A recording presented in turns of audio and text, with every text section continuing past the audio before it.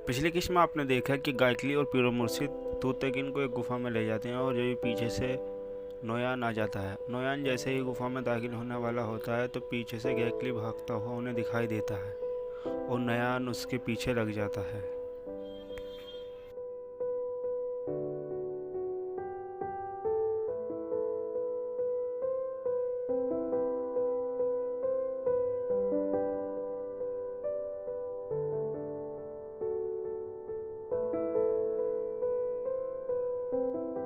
फिर गुफा के अंदर तूतकिन को हल्का सा होश आ जाता है और वो आंखें खोल लेता है। पीरो मुर्शिद कहते हैं कि अल्लाह जो करता है सही करता है।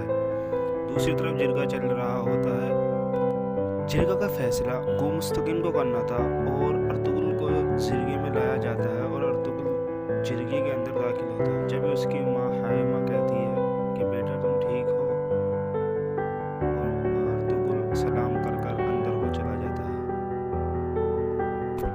अर्तुगरुल के सिपाही भी कबीले में आ जाते हैं और दूसरी तरफ जिरगे में एक सिपाही अर्तुगरुल की टोपी उतार लेता है और जिरगा स्टार्ट हो जाता है और जिरगे में कार्रवाई चालू हो जाती है। और मुस्तकिन कहता है कि हम सुलेमान शाह के बेटे अर्तुगरुल का मुकदमा चालू करते हैं। और गुमुस्तकिन कहता है तुमने अर्तुकुश और तूतकिन और कोजाबाश का कत्ल का इल्ज़ाम है, बताओ तुम क्या कहना चाहते हो। फिर अर्तुगरुल बोलना चालू करता है और कहता है कि मैं अपनी मर्ज़ी से कबीले में आया था, ना तो तुम कभी मुझे पकड़ नहीं पाते, और मैं इसलिए कबीले में आया था क्योंकि हमारे बड़े ये जान सके कि गद्दार मैं नहीं कोई और है।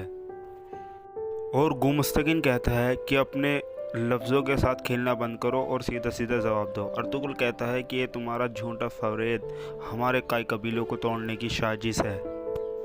मुस्तकिन कहता है अगर तुमने एक और लफ्ज़ बोला तो अभी फ़ैसला सुना दिया जाएगा और अभी तुम्हारा सिर कर्म कर दिया जाएगा। तो अर्तुगरुल बोलना चालू करता है कि जब से मैंने होश संभाला है मैंने कभी किसी मासूम या बेगुनाह को नहीं मारा, लेकिन मेरी तलवार जब भी उठी है एक जुल्मी और बेरहम आदमी के ऊपर उठी है, क्योंकि मुझे मालूम है अगर एक जुल्मी आदमी मर गया तो पता न कितने लोग बहुत खुश होते हैं और चैन की ज़िंदगी जीते हैं। मैंने तूतकिन को नहीं मारा, मैंने कोजाबाश को मारा क्योंकि वो गद्दार है। फिर सरदार कहता है कि गद्दार को मारना तुम्हारा हक है। फिर अर्तुगरुल कहता है जब आप अपनी आंखों पर पट्टी बांधकर और गद्दारों को पालते रहोगे तो हक मेरा ही है, मैं ही उनका कत्ल करूँगा। फिर गुमुस्तकिन कहता है मैं इतने अरसे से जालिमों से लड़ रहा हूँ और मैं उनकी फितरत जानता हूँ कौन गद्दार है और कौन सही, इसलिए मैंने उसका कत्ल किया। कोजाबाश ही वो आदमी था जो शुरू से लेकर आखिर तक हमारे कबीले की सारी खबर नोयान को पहुंचाता रहा और उसने ही मुझे फंसाने की कोशिश की, क्योंकि मेरे पे ही तूतकिन का इल्ज़ाम लगा दिया। और कबीले में एक और गद्दार है जो कि मेरे पास बैठा हुआ शख्स कारा बेग है। अर्तुगरुल कहता है जब मेरे हाथ में कील ठोकी जा रही थी तो ये वहीं था और हंस रहा था। इससे बाद सारे चौंक जाते हैं और वो गुस्से में आकर कहता है कि तुम अपनी मौत से बचने के लिए नए नए बहाने बना रहे हो। उसके बाद गुमुस्तकिन एक सिपाही को गवाह बनाकर लाता है जो अर्तुगरुल को वहाँ कत्ल करते हुए देख रहा था। फिर वो बताता है जब मैं वहाँ था तो अर्तुगरुल भी वहाँ था और हमारे सिपाही कत्ल हो रहे थे। फिर अर्तुगरुल बाद में बताता है कि मैं बाद में पहुँचा, हाँ मैं था वहाँ, लेकिन मैं बाद में पहुँचा जब सारे सिपाही कत्ल हो चुके थे। और कारा बेग कहता है कि तुमने अपने जुल्म का फ़ैसला कर लिया। फिर गुमुस्तकिन अपना आखिरी फ़ैसला सुनाता है और कहता है कि इनने आर्तुक्श और कोजाबाश और तूतकिन के कत्ल का इल्ज़ाम सही साबित हुआ। हम सुलेमान शाह के बेटे अर्तुगरुल को कसूरवार मानते हैं। जब कई कबीले के सारे सिपाही उड़ जाते हैं, अर्तुगरुल को मौत की सज़ा सुना दी जाती है, जो कि सिलकर्म करना। और अर्तुगरुल को बाहर लाया जाता है और उसके हाथ बांध दिए जाते हैं, उनको सज़ा के लिए तैयार किया जाता है। एक बड़ी भीड़ इंतज़ार कर रही होती है, कुछ हक में नारे लगा रहे होते हैं और कुछ विरोध कर रहे होते हैं, लेकिन अर्तुगरुल के सिपाही भी कबीले में रहते हैं और वो छुप के देख रहे होते हैं।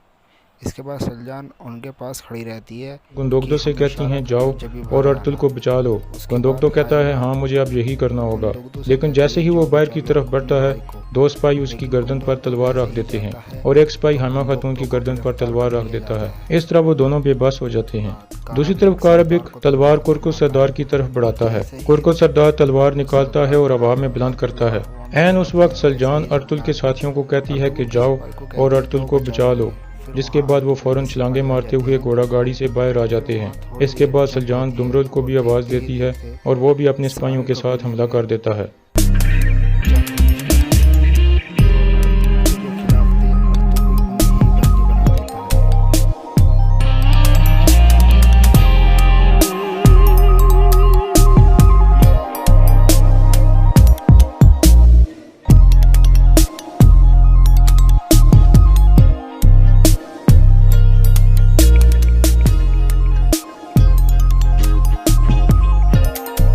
होने लगती है और अर्तुल के खिलाफ थे। अर्तुल उन्हें ही बंदी बना लेता है। थोड़ी देर में ही अर्तुल के साथी नक्शा तब्दील कर देते हैं और दुर्गा के सब सिपाहियों को काबू कर लेते हैं। तुर्गुत काराबिक को पकड़ लेता है और पामसी कुरकुत सरदार को, जबकि काई कबीले के बाकी सिपाही दुर्गा के सिपाहियों को कंट्रोल कर लेते हैं और यहाँ इस किस्त का इख्तिताम हो जाता है।